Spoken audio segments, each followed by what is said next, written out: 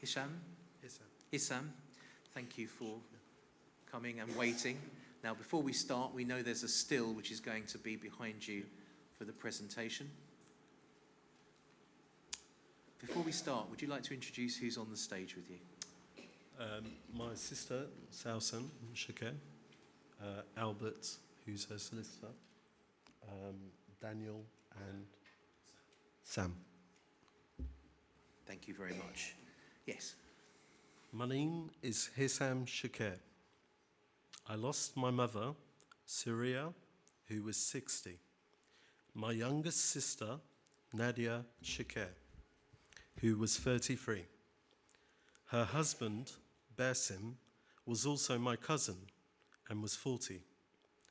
And 3 children, my nieces, Mierna, who was 13, Fatima, who was 11, and Zainab, who was only 3 years old.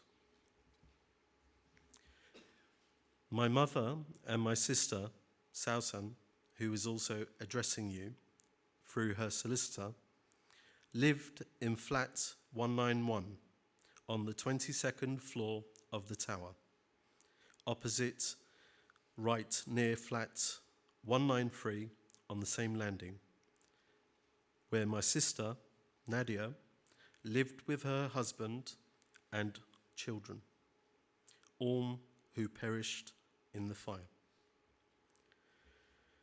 My mother was born in Lebanon and came to this country in the early 70s when she was 17 to be with my father, who was able to sponsor her coming to the country through his work. They were married and made a home in Redcliffe Gardens in the Earls Court area in the south of the Royal Borough of Kensington and Chelsea, where they brought up my older brother, Nabil, Sausan, myself, and Nadia. As soon as my mother arrived, because she'd not been able to have an education in Lebanon, she registered at a college in Fulham, where she learnt to speak English. Both my parents worked all their lives in the food industry. My dad was a waiter in a restaurant called Omar Khayyam near Oxford Street, which was very well known in the 1970s, where his speciality was preparing Turkish coffee, a skill he became so famous for. He would be asked to do this at private events and parties. Soon after starting a family, my mother started work at the Royal Marsden Hospital in the catering department, where she stayed for the rest of her working life. She loved her job very much. She was devoted to her supervisor, who was also known as Pilly and also lived in Grenfell Tower and sadly lost her life a few months after the fire. Pilly just lived a few floors away, but even before my mother moved to Grenfell Tower, Pilly and my mother grew very close. My mother was a very fastidious woman. She took her job extremely seriously, and her relationship with Pilly was also very important to her. She was an excellent cook, making both English and Lebanese dishes. When we were young, she would get up extremely early every morning, and before anyone else was awake, she'd make brilliant dishes from scratch: hummus, tabbouleh, rice and chicken, pizza. My favorite was kousa, which is Arabic courgette stuffed with rice and yogurt in a mint sauce. Not sour like a British courgette. It is sweet and light green. So every day we'd wake up to the smell of delicious cooking, and by the time we were up and she was ready to go to work, she'd prepared all the food for the day. She'd work a full shift at the hospital, and when she came home, she did the housework. No one worked harder or cared for their children more.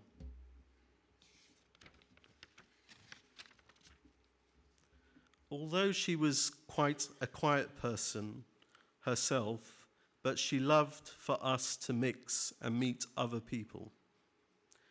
She would take us on outings with friends to Trafalgar Square and parks across London.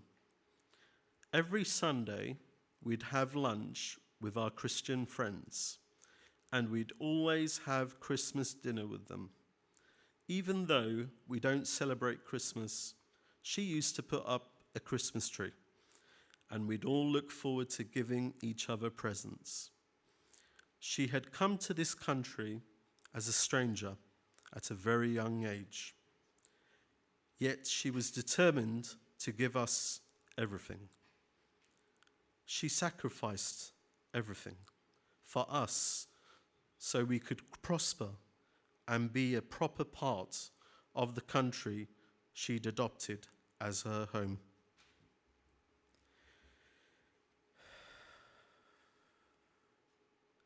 Because she had not been able to go to school herself,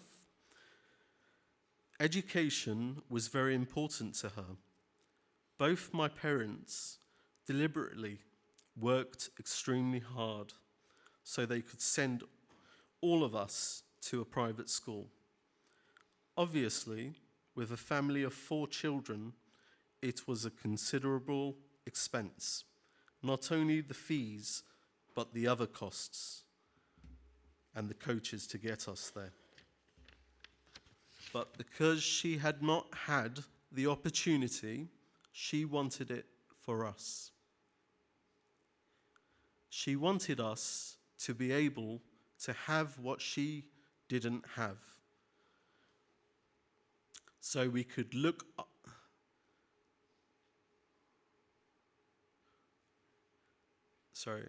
And wanted us to be able to look after ourselves, so we couldn't look after them in turn as they got older, which is traditional in our culture.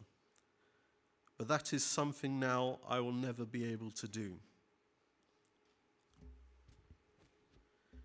She was kind and loving and patient and incredibly resilient.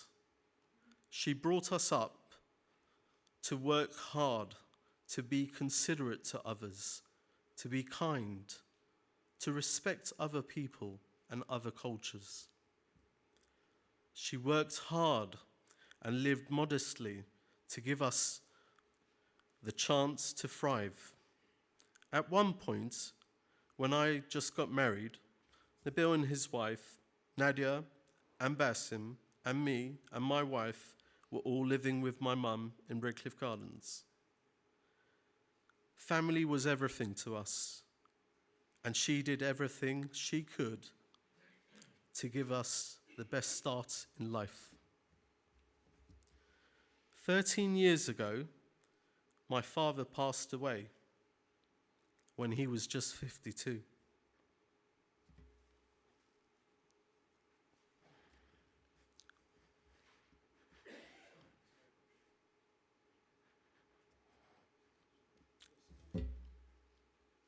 That's okay. This was a huge strain on my mother. She started to develop severe arthritis when eventually made it impossible for her to continue working. Nadia and Bassem moved to flat 193 in Grenfell Tower and started to raise their own family. After a while, it became possible for my mother to swap her flat in order to live near to them in flat 191. Being next door to her daughter and her grandchildren was a great pleasure for her.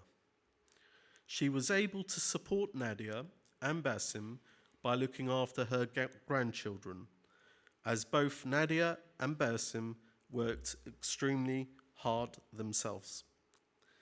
Eventually, her arthritis made it impossible for her to work, but she was able to care full-time for Zainab when Nadia was at work as a nursery teacher at Avondale School.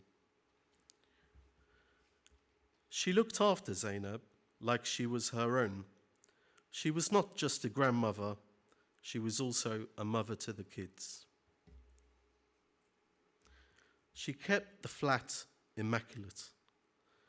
The whole place felt spacious and uncluttered. She felt safe being so close to Sausan, Bassem, and Nadia. We were all inseparable.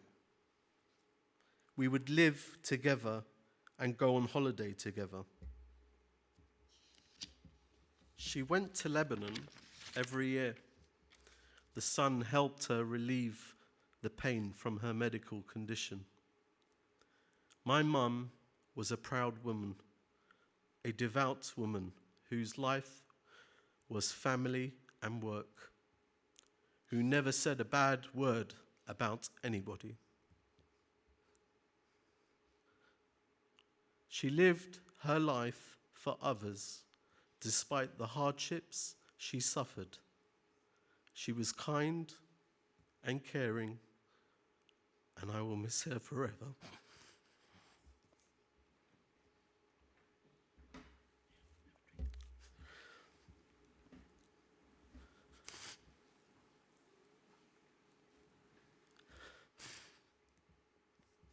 My sister, Nadia, was the youngest of us.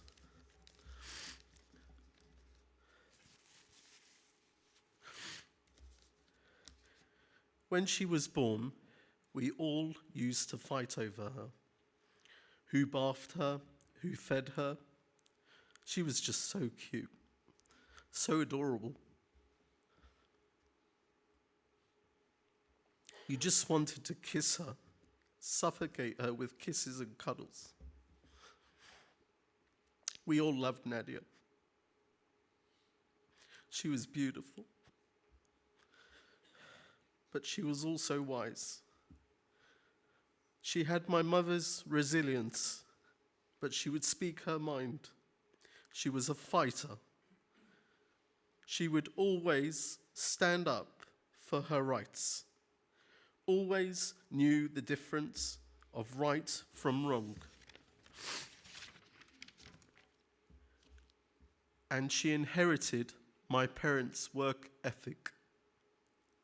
From being a teenager, she knew she wanted to work with children. After moving into the tower, she started work at Avondale School, which is very close to Grenfell Tower.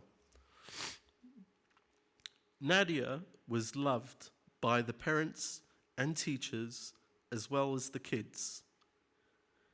Because my mother was able to look after my nieces, Nadia was able to work right through bringing up her family.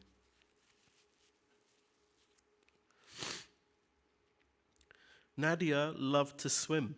She was a great swimmer and was registered at the gym. But she was a great socializer, so many people loved Nadia.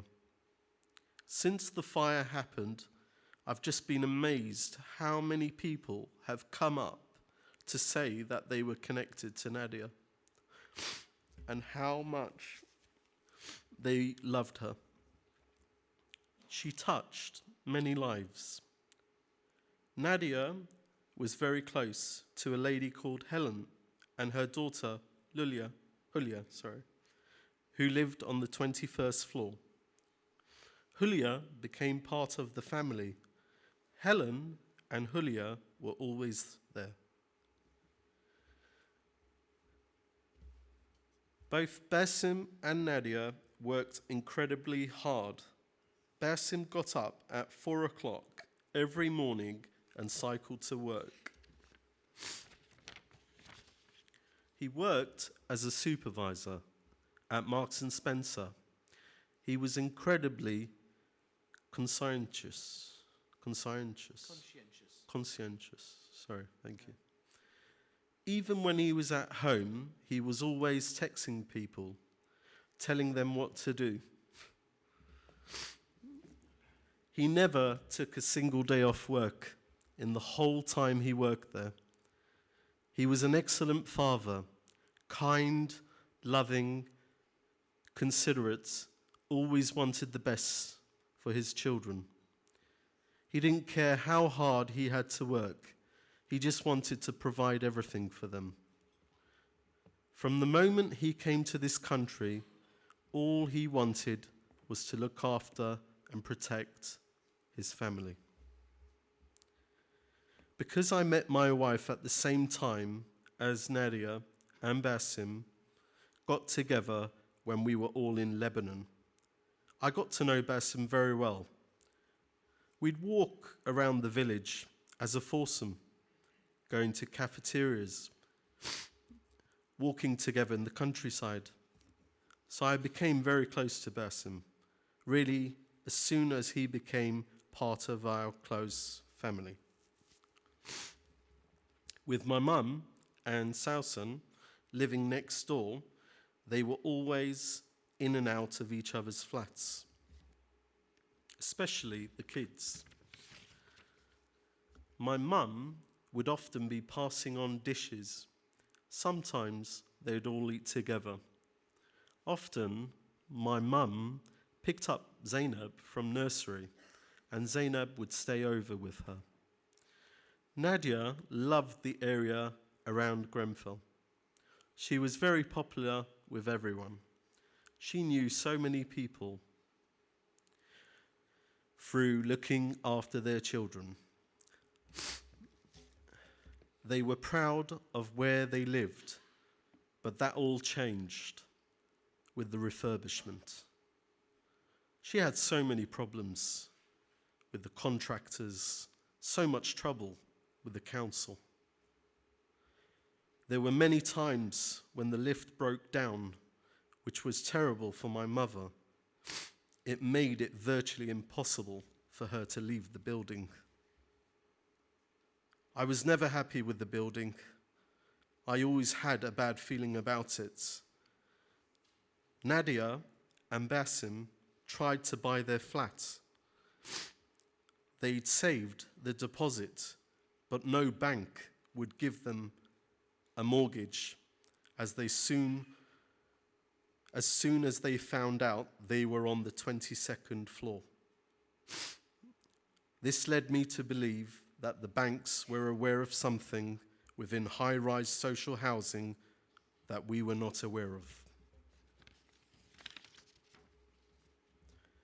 I live very close to the tower, and my own children, now 7 and 5, were inseparable from their cousins. They were almost like brothers and sisters. Nadia and Bassem stepped in several times, looking after my own children when I had to be their primary carer. My children loved their cousins and auntie and uncle and tata, as they called my mother. They were staying at the flat with my mum and Sausan until the night before the fire, because my wife was in hospital. I came to collect them the day before the 13th of June, 2017, so they could be home when my wife was due out of hospital. So I saw them all for the last time as I collected my children from my mother. I went to see everyone, but Nadia was asleep. I remember Zainab had a bad headache. Mierna and Fatima opened the door, and I talked to both of them and Bassem, but then left because I was very tired. If my wife hadn't been due out of hospital, my children would be dead too.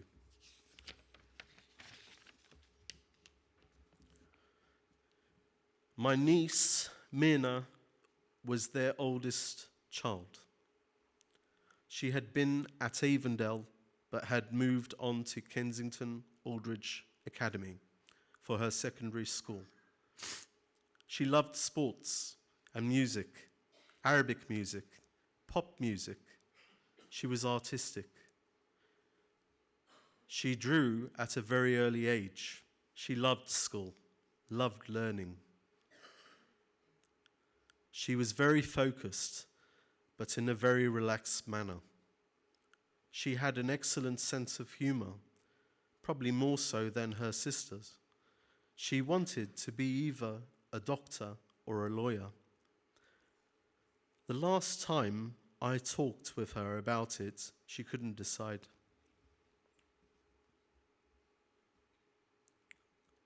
On the night of the fire, I received a call at around 2:20. My brother rang me and told me to put on the TV. I couldn't believe it.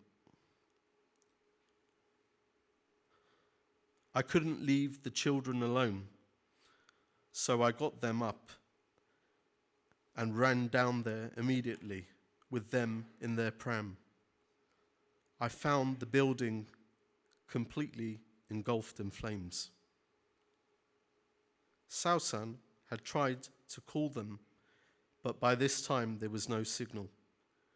The phone was just ringing and ringing, and we had to stand there for hours, helpless, watching them all burn to death.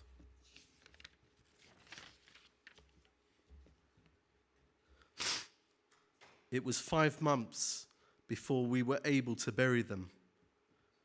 My brother made the arrangements and we took them to Nahli, the village where all our family are from.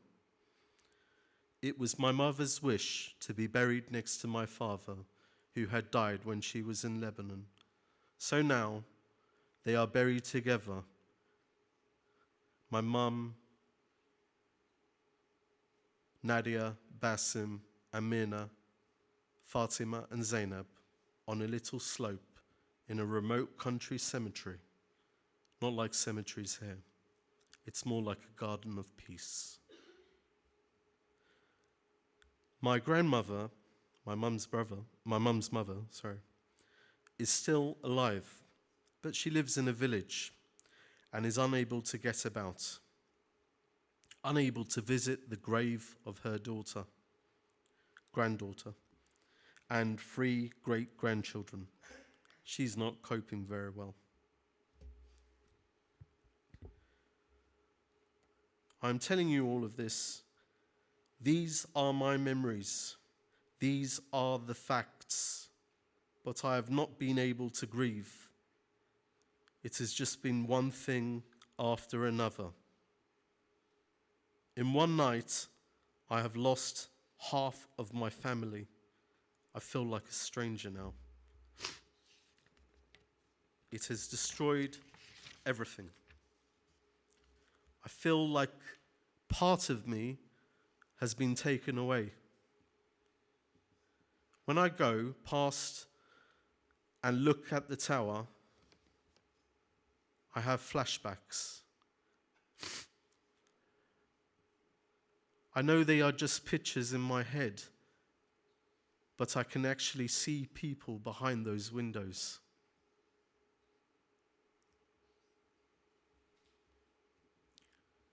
Dying, trying to get out. So I keep busy, occupying myself with this, but I know it will not be until it all stops that you'll see the damage. This is just the start. It has already ruined many lives. My wife has been very badly affected. My children, my sister Sausan, my grandmother, alone in Lebanon, who was already very frail, is very deeply affected. The difficulties have caused huge upset within our remaining family. This inferno has split up families and smashed up their lives. None of the counseling I receive can ever repair what has already been done. I have to live with my family ripped apart for the rest of my life. I don't see this as a tragedy. I see it as an atrocity, because essentially there is segregation between the rich and the poor. I think they call it a postcode lottery.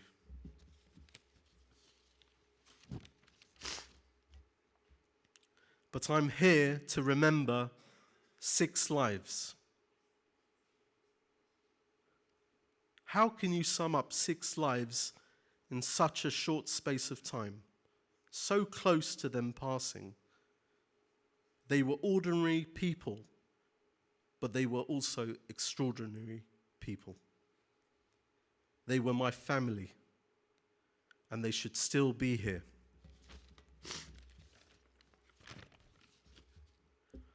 The Prophet Muhammad, peace be upon him, whenever he was surrounded by a coalition or army, he recited, Hasbi Allah wa ni'mal wakil, which means Allah alone is sufficient for us. And what an excellent guardian he is. He is the best disposer of affairs.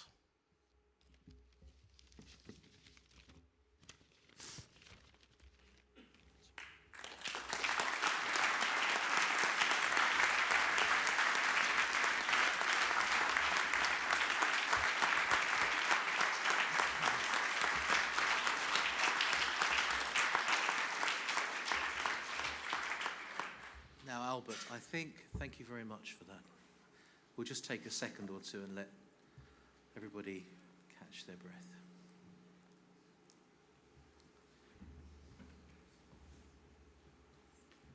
Now, Albert, I think the position is that Sausan is here with you, but doesn't feel strong enough to deliver her commemoration and has asked you to do it on her behalf. And we quite understand that as well.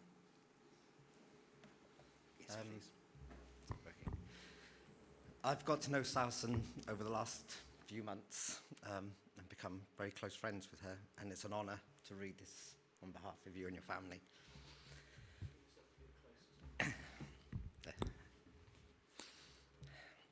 I lived at flat 191 on the 22nd floor of Grenfell Tower with my mum, Sirria, who had lived there for several years. On the same floor, just across from our flat, in 193 lived my sister, Nadia, her husband, Bassem, and their 3 children, Mierna, aged 13, Fatima, aged 11, Zainab, aged 3.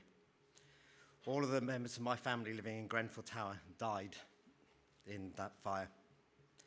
My sister and her husband have been living in the tower for quite a long time, for over 11 years. When it became possible for my mum to move into the flat near to my sister, I moved in with my mum, who was suffering from acute arthritis, so that I could support her. We exchanged a much bigger flat so we could move into the tower to be near Nadia and her family. It meant that my mum and I were sharing a 1-bedroom flat. I was never happy there myself, but my mother loved being close to Nadia and her grandchildren. The flat had a beautiful view. My mum loved watching the fireworks. She took pleasure in simple things. She loved her coffee in the morning, Arabic coffee, with just a little bit of sugar. She loved watching Indian films and Turkish films. I bought her a really big television, which we put up on the wall.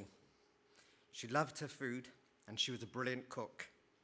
Of course, she missed the good weather back in Lebanon, where she grew her own vegetables, but she had a huge tomato plant we kept in the kitchen, and on the kitchen table that went all the way to the ceiling.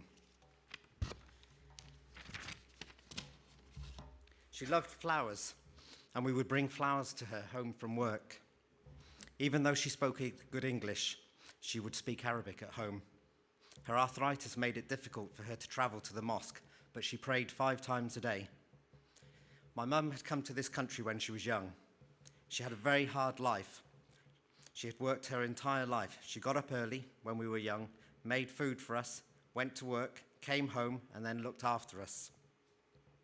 She was an extremely hard worker, but she never complained. She did not gossip or have bad words to say about people.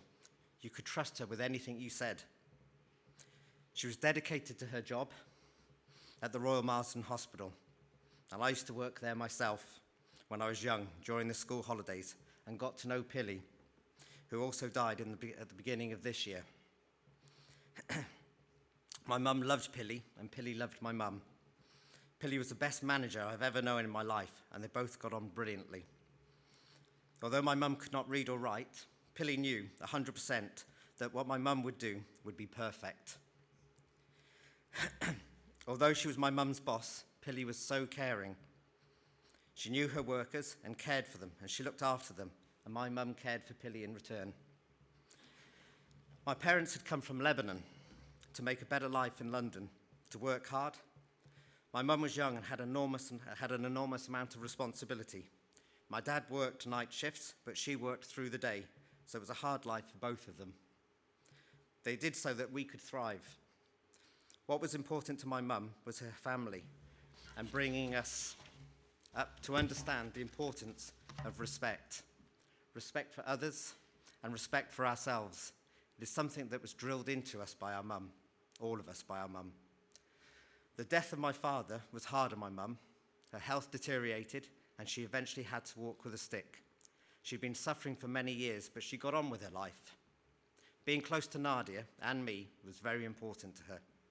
She had a very close relationship with all her family, but she was particularly close to Zainab, helping to bring her up. My mum would look after little Zainab every day so Nadia could go to work. Because of Nadia's long hours, they spent a great deal of time together. She loved her to bits. We all loved Zainab. When I would come back from work, Zainab was so happy to see me. We were just all so close. We would knock on each other's doors all the time. We would eat together, watch movies together. We sat in the park together. I would take the girls out shopping, especially during the sales. I just loved to spend money on them and to spoil them. I remember one day when the sales were on, we got up early at 5 o'clock in the morning, and I took Mierna and Fatima, and we went shopping all morning and all afternoon, buying clothes. When I came home, my sister said, "Wow, why did you spend all that money?" Yet, I did not care about money. I have no daughters of my own, so money was not the issue for me. I wanted them to have the things because I loved them, and because as little girls, they really loved clothes. Often, I would come home, and my Anna and one of her friends would have been in my room trying on shoes. I used to have loads of shoes and bags. So when I would come back, they would be trying them on, taking pictures, putting them on Snapchat and social media. I was very close to all the girls. Zainab would often stay with us. She would say that she would want to sleep with me, but I'd explain to her that I wouldn't want to wake her up when I had to get up for work. She just wanted to be there with us. So I would let her sleep with me sometimes, and she slept like an angel. The older girls were brilliant at school. They were hardworking and conscientious pupils. My owner was excellent academically. She wanted to be a lawyer. They were very confident kids, just like my mum, and they were able to stand up for themselves. Fatima was a great gymnast. She had the body for it and wanted to become a professional gymnast when she grew up. They were the very best behaved children I've ever seen. They never raised their voices, not because their parents were strict, but because they had good behavior instilled in them from an early age. That is just how we grew up with our parents, knowing right from wrong and how to respect other people. I guess that is what Nadia had learnt from our parents. Nadia was my little sister. When she was a child, all of us fought to hold her. She was beautiful, just like a doll, just so cuddly and cute. She was the most photogenic person. But now, I have no original photos of her. No photos of my mum, my dad, and my sister. Everything was burnt in the fire. The photo albums we had, the pictures on my iPad, everything is just gone. To make the film for the inquiry, we even had to go to the school to try and find pictures of the children. It was all taken away from us in the fire, not just of one person, but everything from my whole family. Like my mum, Nadia was a hard-working person. She was very caring towards her children, towards her husband, whom she loved dearly. She loved mixing with people. She loved looking after other people's children. She knew so many people in Grenfell Tower and in the neighbourhood because she cared for others. Her friend, Helen, and Helen's daughter, Lulia, both became part of our family. Bassem, like a second dad to Lulia. Mierna loved Lulia, as did Fatima. Even Zainab loved Lulia. Nadia met Bassem in Lebanon. He came and asked her hand, and they were for her hand, and they were married, and he came to join her in Britain. Bassem was extremely hard-working. He did not care what he did as long as it was putting food on the table for his family. What he cared about was his family. They were his complete priority. I remember that he was working in restaurants for terrible pay, so I spoke to my managers and got him a job where I worked, in Marks and Spencer's. He was very, very good at his job. Soon he was promoted until he eventually became the section coordinator. He was brilliant at his work. Everybody was terrified of him at work because he was so strict. But at home, he was the opposite. He was always loving and caring. Because we worked together, we would both get up and go out of Grenfell early most days, sometimes as early as 4 a.m. Bassem would always cycle to work, but I preferred to take the bus. He was always trying to persuade me to get on a bike, but I would tell him I was scared of the road. He would reply, "Come behind me, you'll be all right." We were really close. We were best friends as well as relatives. We used to laugh together. At work, we were like Tom and Jerry. The other managers would be saying, "What are those two playing at?" We were inseparable. For me, he made work fun. But he was also very caring. I have had health issues, and Bassem was always looked after me and looked out for me. Even when I called him during the fire, his first thoughts were to reassure me.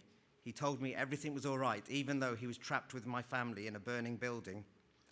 Part of Bassem's job was taking care of fire safety. He had his certificates for training courses. No one took his job more seriously than Bassem. If only he'd been in charge of fire safety at Grenfell Tower. Lebanon was very important to the family. We would visit there often.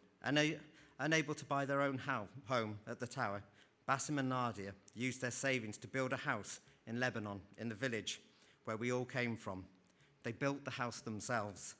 They poured all the money into it. Bassem literally built it with his own hands during the holidays. Nadia helped fit the floor. They sent pictures to us as it was being constructed. It was ready, apart from the furniture. It was beautiful. But in the end, because of the fire, they never got to stay a single night in there. Everything has been taken away from me. My mum, my sister, the brother-in-law that I worked with every day, and my little nieces, who I loved like they were my own children. It has been impossible to go back to work. My memories are too strong. We were all very, very close to one another. I loved them. They were all amazing people. It is almost impossible to believe that this tragedy has fallen on our family. Even now, sometimes I think they are still here, but then I remember the truth, and I realize that they're all gone from me. It has just destroyed us. I've lost my family. I've lost everything I own. I've lost all the photos, all the mementos, all the physical evidence that the people I loved ever existed.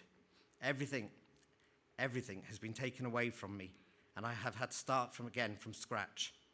Even now I think of things and suddenly realize, no, that's all gone. It was all consumed by the fire.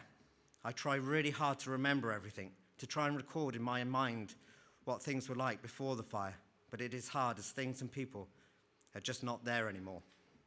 Putting together even the basic memories for this has been difficult because the fire has destroyed our minds as well as our loved ones. It is impossible to do this as my memory has gone completely. It is impossible to put anything clearly together anymore. That is what this tragedy has done. I am sorry, but I cannot put anything together anymore. How is it possible to sum up all these lives, the lives of so many people in a family who have been taken away from us? How can I explain to you the love and the affection I feel for these people? To present to you an image of their shortened lives, especially when I myself am destroyed inside. I and the other families only let people get away with such an atrocity. We need, in fact, we demand justice for every single family. I would not want anyone to go through and suffer what my family has had to suffer. Many, many lives have been wrecked and completely destroyed. We are broken. I said before that my mum taught us respect.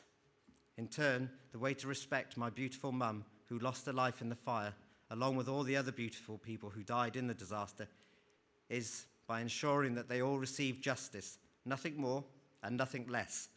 Things must change, or our loss and our suffering will have been in vain, and this will happen again and again and again. Thank you.